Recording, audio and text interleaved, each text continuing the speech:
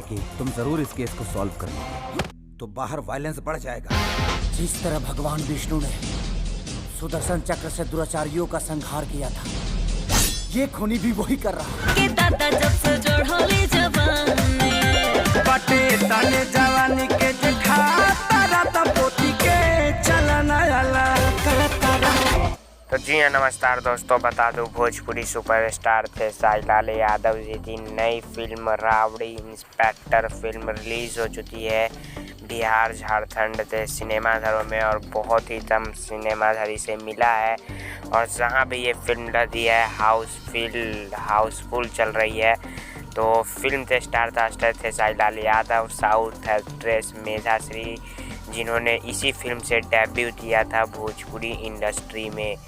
तो बहुत ही कमाल की फिल्म है, एक्शन थ्रिलर आपको इसमें देखने को मिलेगा, सस्पेंस ड्रामा, बहुत ही शानदार फिल्म होने वाली है।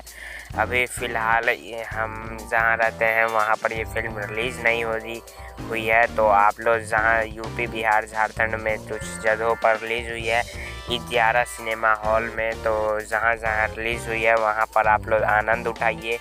और बहुत ही ज़बरदस्त मूवी है, अगर आपने देख लिया है तो कमेंट में हमें ज़रूर बताइए। जय हिंद, जय भारत।